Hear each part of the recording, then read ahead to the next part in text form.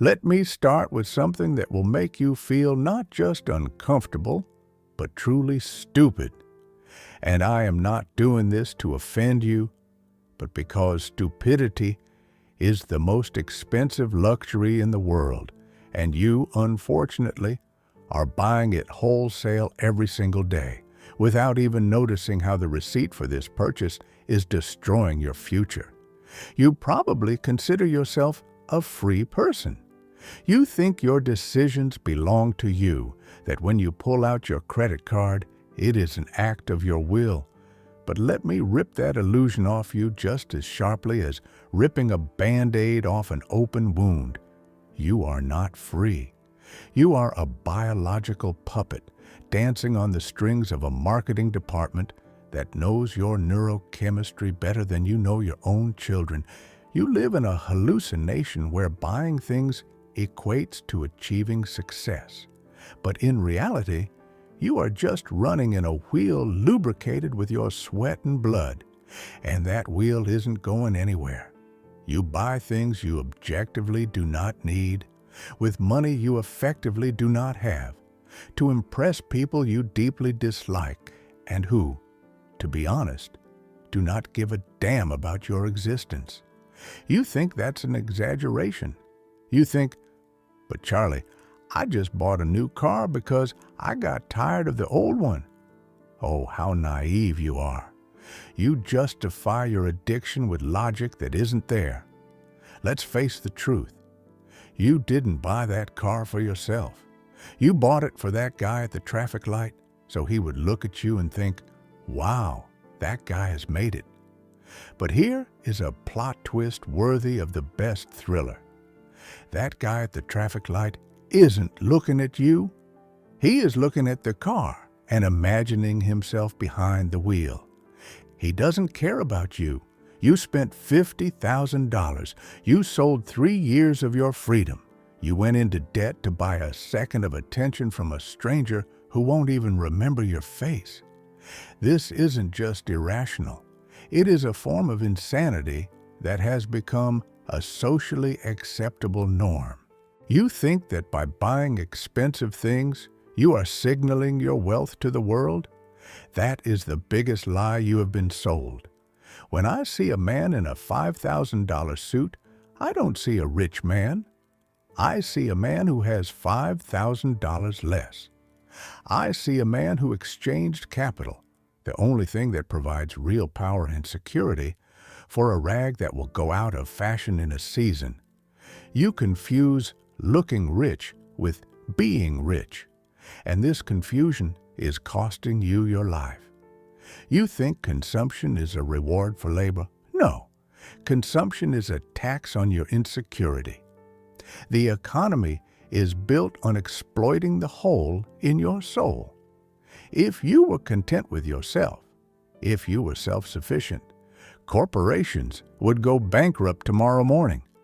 They need you to feel incomplete without the new iPhone. They need you to be ashamed of your old furniture. They need you to believe that happiness can be bought by scanning a barcode. And you believe it. You obediently go to the store like a sheep to the shearing and give away your wool, thinking it makes you a lion. But you are not a lion. You are the perfect victim.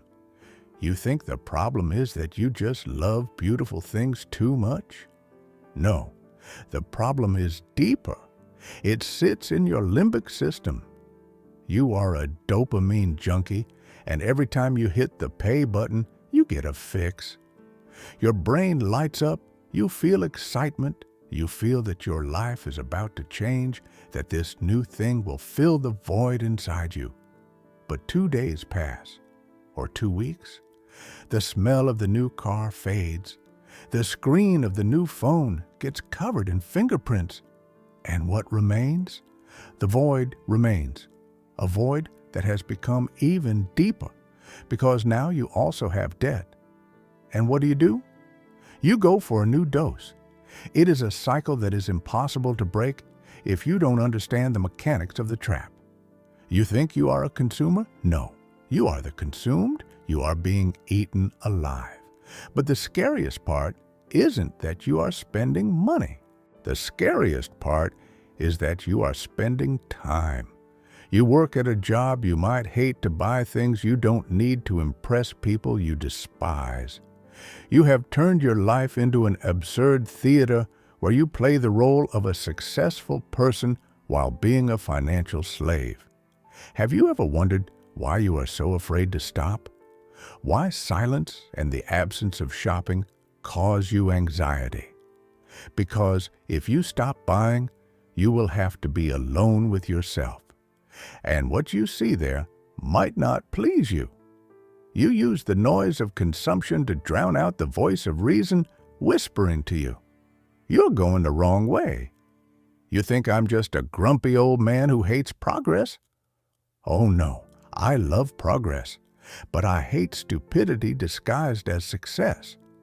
And I am here to tell you that your desire to own the best is not ambition. It is a disease. It is a pathology described back in the 18th century, but one you have likely never heard of, because it is not profitable for marketers to let you know your diagnosis. You think it's just shop-aholism? No, it is a much more insidious mechanism built into human nature, a mechanism that forces one purchase to pull a whole chain of others along with it until you end up bankrupt in a house stuffed with expensive junk. This mechanism is called the Diderot effect, and it explains why you, earning more than your parents could ever dream of, still live paycheck to paycheck. Are you ready to learn how a French philosopher's dressing gown explains your poverty?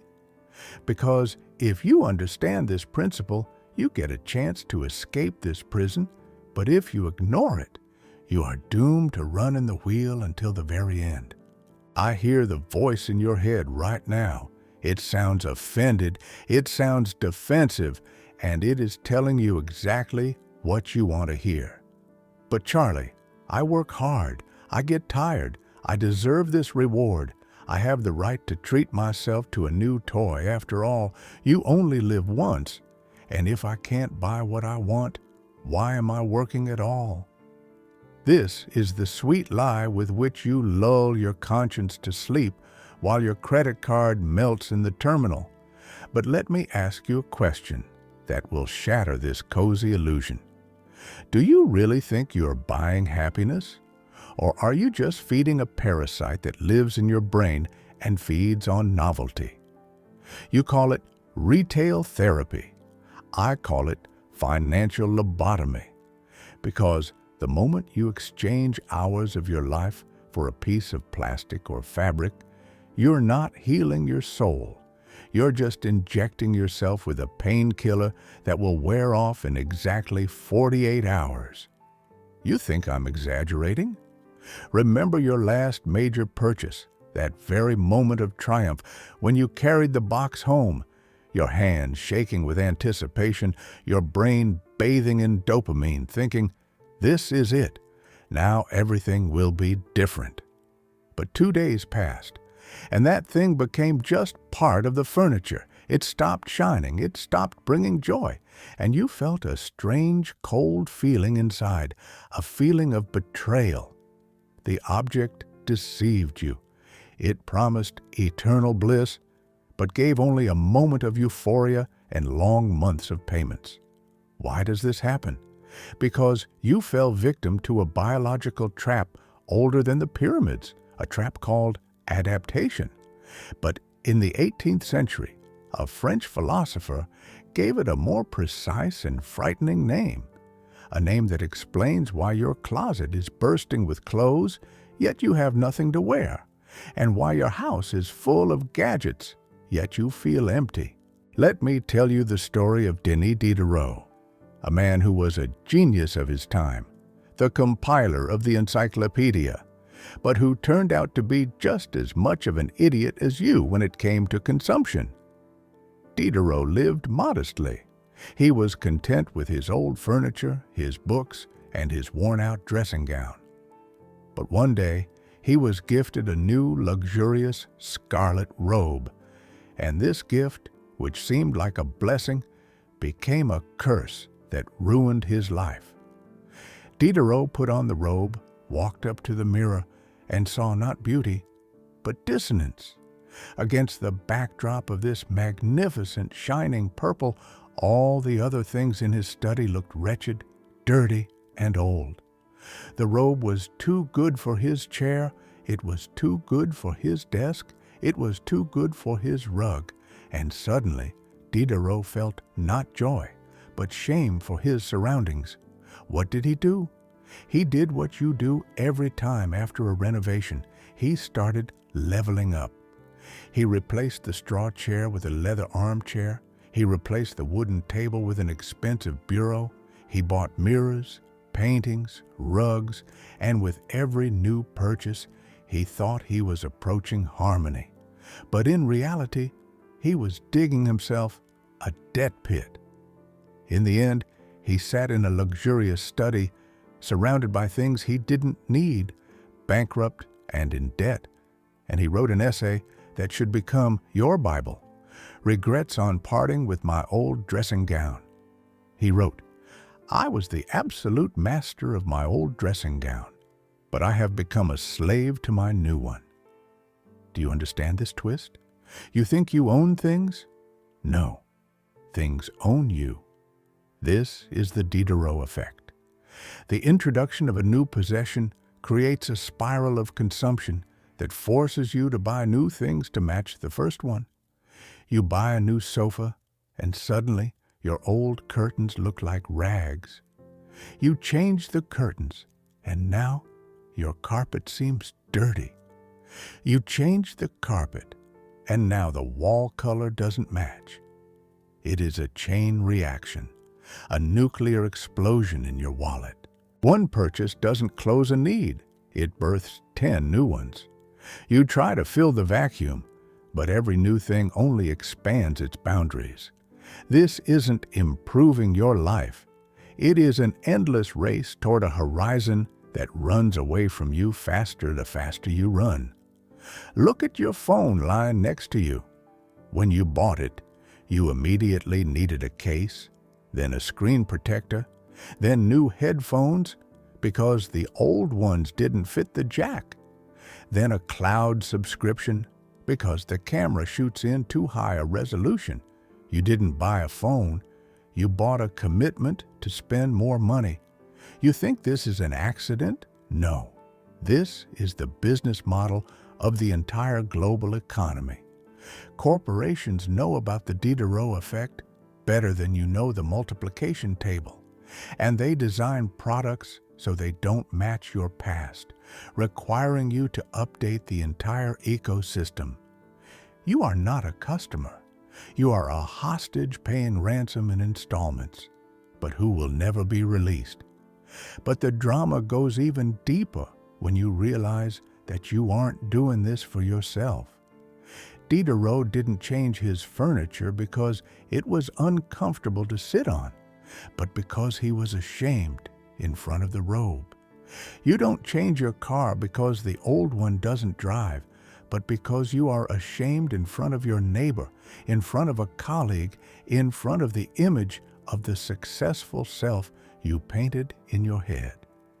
You spend real hard-earned money, hours of your life you will never get back, to buy props for a play in which no one is watching you. You think that by surrounding yourself with expensive things, you will change your essence, that a new suit will make you smarter and a new car more confident. This is the magical thinking of a savage who believes that by wearing a lion's skin, he will become a lion. But under the lion's skin, you remain the same frightened sheep, only now it's a sheep with massive credit card debt. Do you feel the trap closing? Are you starting to see that your desire to update your wardrobe or renovate is not a striving for beauty, but a symptom of a disease that makes you hate what you already have? The Diderot effect is a virus of dissatisfaction. It whispers to you, this is not enough. You are not enough. And you believe it. You run to the store to drown out that whisper, But with every purchase, the voice only gets louder. You are trying to put out a fire with gasoline. But what if I told you there is a way to stop this madness? What if I told you that the exit from this labyrinth is not in the next purchase, but in completely refusing to play the game? But to find this exit, you will have to do something very painful. You will have to admit that all these beautiful things you love so much are actually prison bars that you gilded at your own expense. Are you ready to see what your desire to look decent actually costs you? Because the numbers I'm about to show you will make you go pale. And now that we have dealt with your psychology, let's do what most people hate doing more than anything in the world. Let's put emotions aside, turn off the music in your head, and turn on the calculator. Because numbers are the only language in the universe that cannot lie and that doesn't give a damn about your feelings, your ambitions, or your need for love. You think wealth is what you see? You walk down the street, see a guy in an Italian suit getting out of a Ferrari, and your brain, that primitive calculator, tells you, oh, that guy is rich. But let me turn your reality upside down and show you what I see. I see a guy who has $300,000 less than he had 5 minutes ago. That is the only thing we know for sure. He became poorer by the cost of that car. You confuse spending money with having money, and this cognitive distortion is costing you your freedom. Spending money is the antonym of wealth.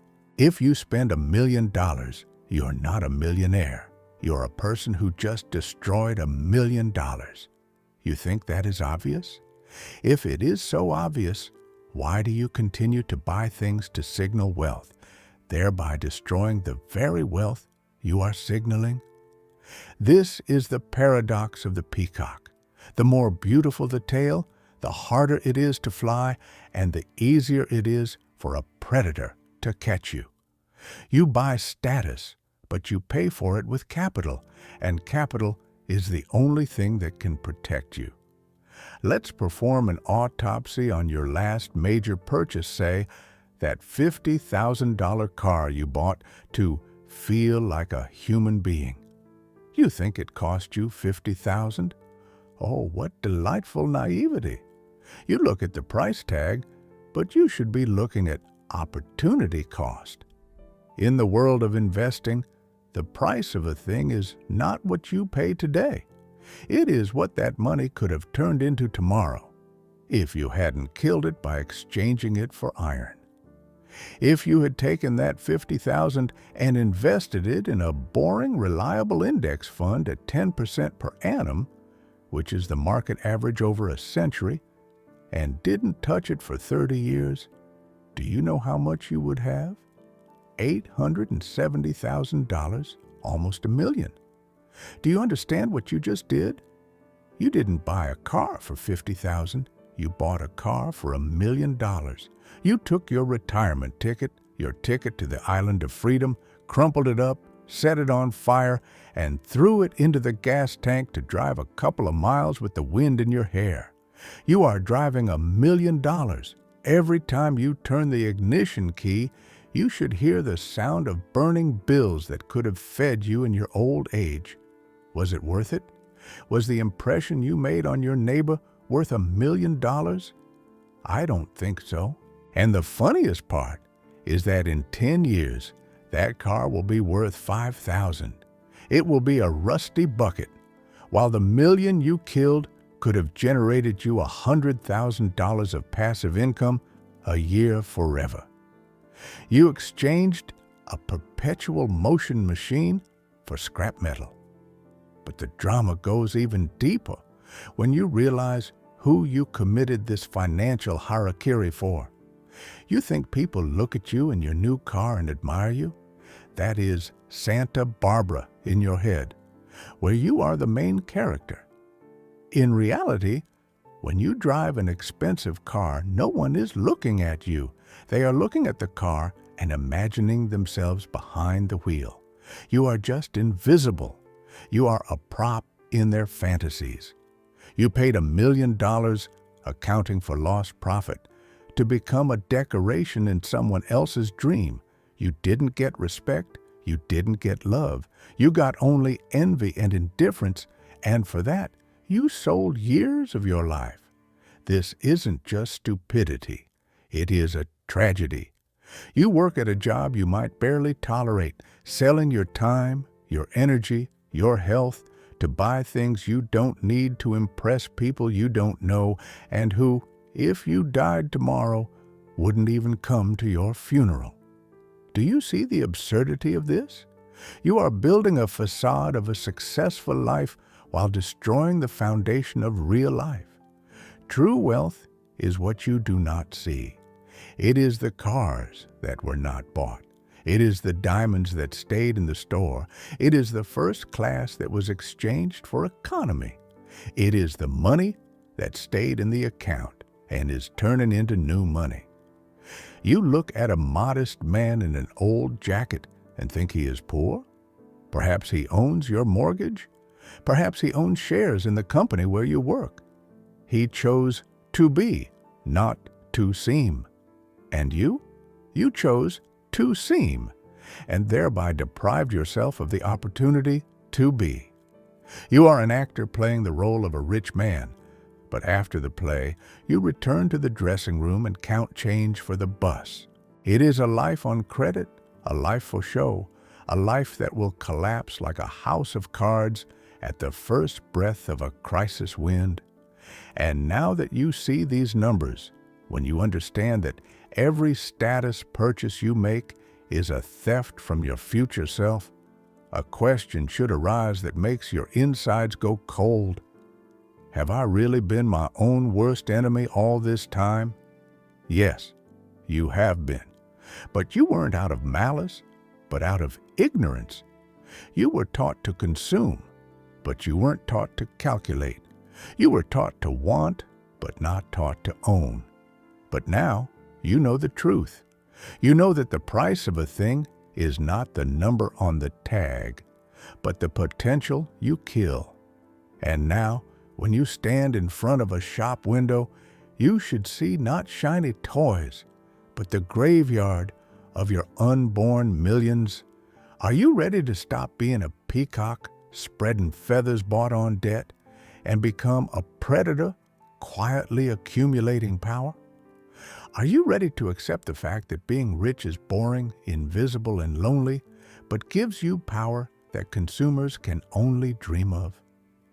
Because the next step I will offer you will require not just a change of habits, but a complete rewiring of your brain. You will have to learn to derive pleasure not from spending, but from accumulating.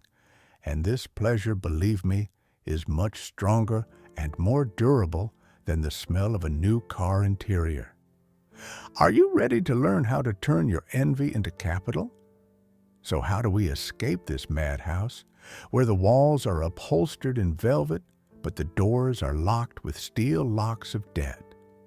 How do we stop being puppets in the hands of people who sell us our own complexes for our own money? You are probably expecting me to give you advice like make a budget or stop drinking lattes, because you are used to platitudes that don't work. But if you think the problem is solved by saving pennies on matches, you haven't understood anything. The problem isn't in your wallet. The problem is in your skull. And to solve it, we need to use the most powerful tool humanity has ever invented for solving unsolvable tasks, a tool that Warren and I use every day to keep from going crazy in this insane world, the principle of inversion. Instead of asking, what should I buy to feel happy, which leads you straight into the hell of the Diderot effect, ask the question in reverse. What guarantees making me miserable? Face the truth. Envy makes you miserable. The need for constant approval makes you miserable. The fear of appearing not successful enough, makes you miserable. You are playing the status game, but here is a twist that should shock you. The status game is the only game in the casino of life where it is impossible to win because the finish line is always moving. You bought a Mercedes? Great. But your neighbor bought a Bentley? You bought a house? Wonderful. But your boss bought an island. If your self-esteem is tied to things, you will always be a loser because there will always be someone whose toys are more expensive. So what is the way out? The way out is not to play. It sounds simple, but it requires a revolution in consciousness. You must learn to get dopamine not from what you spend, but from what you have. You think that's boring? You think staring at numbers in a bank account is the lot of misers? Let me turn your world upside down. When I look at a growing balance, I don't see numbers. I see optionality. It sounds dry, but it is the sexiest word in the financial dictionary. Optionality is the ability to say no. It is the ability to tell your tyrant boss, "Go to hell, I quit," and not be afraid that you won't be able to pay the mortgage. It is the ability to wake up in the morning and do what you want, not what you are obligated to do. You buy things to feel strong. That is an illusion of strength. Real strength is when you have an amount in your account that allows you to live for 10 years without working.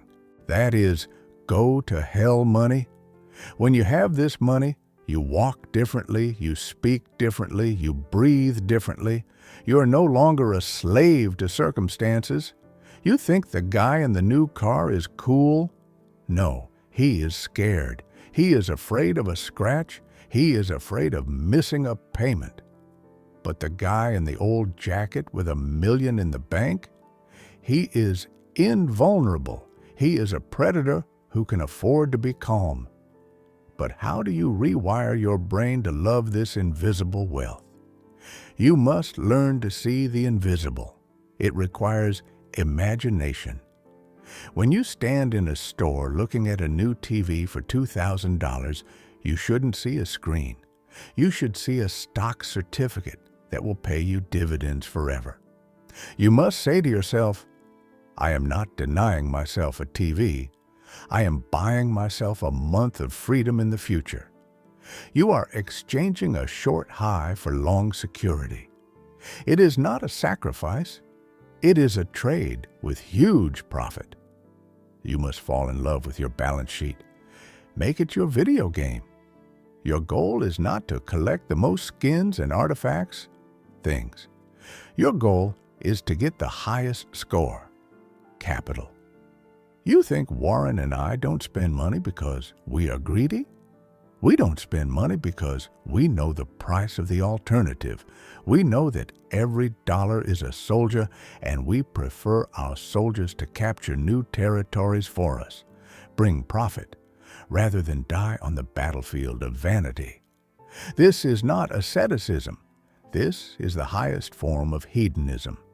We get pleasure from controlling our lives, not from things controlling us. The pleasure of control lasts for years. The pleasure of a purchase lasts for minutes. What will a rational person choose? But there is a trap here that even smart people fall into. You are afraid that if you stop spending, you will become an outcast.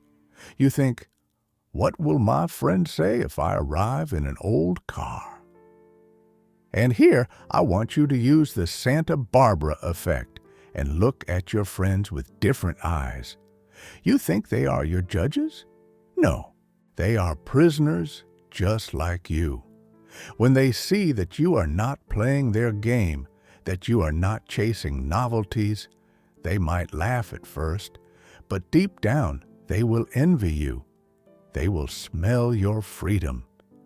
They will see that you don't need the crutches of consumption to stand upright. Your modesty will become your loudest statement of strength. Are you ready to become boring? Are you ready to be the guy who doesn't discuss new gadgets, but discusses ideas and investments? Because that is where the watershed lies. Consumers discuss things. Investors discuss opportunities. You must change tribes. You must stop seeking approval from peacocks spreading tails on credit and start seeking respect from lions lying in the shade, accumulating strength. And here is the question that should blow your mind right now. If you stop spending money to impress people you don't love, how much money do you actually need for happiness? You will be surprised, but that amount is pitifully small. Happiness from freedom is cheap. Happiness from status is infinitely expensive. You can be rich today simply by stopping wanting what you don't need. That is the secret marketers try to hide from you behind a smokescreen of advertising. You are not poor. You are just poisoned by desires that do not belong to you. But you have the antidote. And that antidote is the ability to say, I have enough. Are you ready to say those 3 words and watch the world of consumption collapse at your feet, losing its power over you? Because the next step is not just refusing purchases. It is an act of reclaiming your soul, which you pawned in the pawn shop of public opinion. Ultimately, everything we have talked about for the last few minutes, the Diderot effect, dopamine loops, opportunity costs, are just symptoms of one giant systemic disease. And if you think this video is about how to save a couple of dollars on coffee, you missed the point entirely. This video is not about money. This video is about your soul and who owns it. Let me tell you the truth that everyone hides from you, from your TV to your government. The modern economy is built not on satisfying your needs, but on creating your dissatisfaction.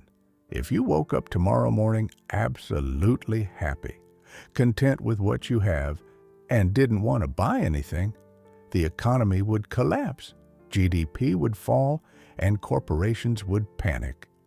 Your unhappiness is the fuel for their engine. Your envy is the grease for their gears. And your stupidity is their profit.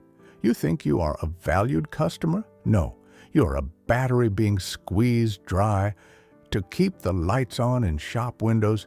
You will never enter as a master, only as a beggar. Do you feel that chill down your spine?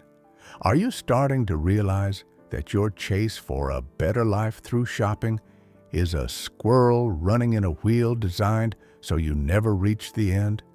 But you have a choice, and that choice is the most powerful weapon you have left. You can stay on the treadmill, run faster and faster, earn more only to spend more, buy things that will end up in a landfill in a year, and chase the approval of people who will forget your name a second after you leave the room. Or you can hit the stop button. You can get off the track. You can choose to be boring. You can choose to be rational. You can choose to be free. You think it's easy? Oh no, this is the hardest test of your life because you will have to go against the current. You will have to become a heretic in the temple of consumption. It requires incredible strength of character to drive an old Toyota when you have enough in your account to buy a fleet of Lamborghinis. It requires steel will to wear a $50 watch, knowing you could buy a watch factory. But it is in this refusal to show off that true power lies. You think a rich person is someone who loudly declares themselves? That is a lie. Real money loves silence. The only ones making noise are those desperately trying to prove they are worth something, because deep down, they know they are empty shells stuffed with loans. I have seen billionaires weep because they lost everything trying to impress the world. And I have seen school teachers die with a smile, leaving millions to charity because they understood the secret. Wealth is not what you wear. It is what you do not spend. You must rewire your brain to derive pleasure not from the decrease of money, but from its growth. Is that perversion? No, it is evolution. When you see your capital growing, you shouldn't feel boredom, but safety.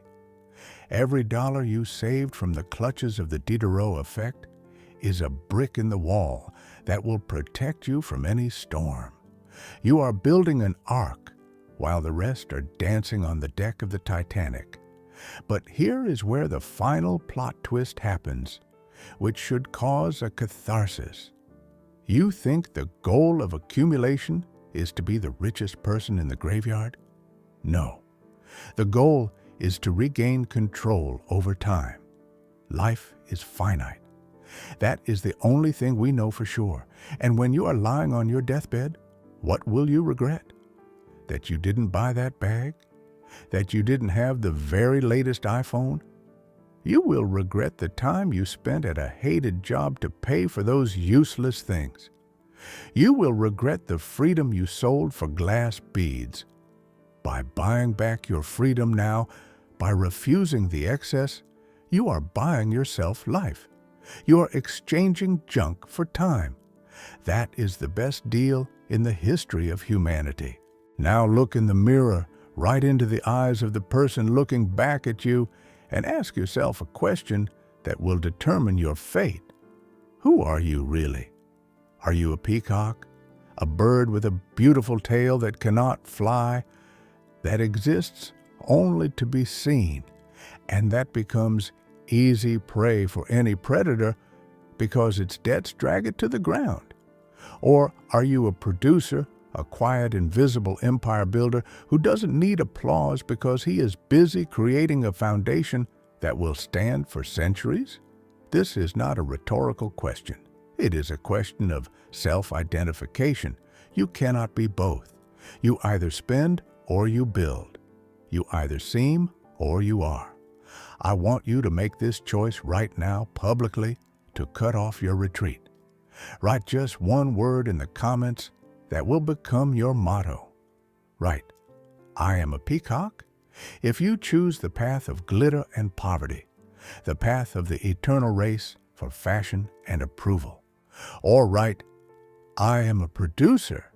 If you choose the path of strength, the path of hidden wealth, the path of a person who conquered their instincts and became the master of their destiny. Let's see how many among us have truly woken up, and how many simply rolled over to the other side to finish their sweet dream of consumption. The first step to recovery is admitting you are sick. Admit it, kill the peacock within you, and go build something that actually matters. Put your wallet away, take out your brain, and start living.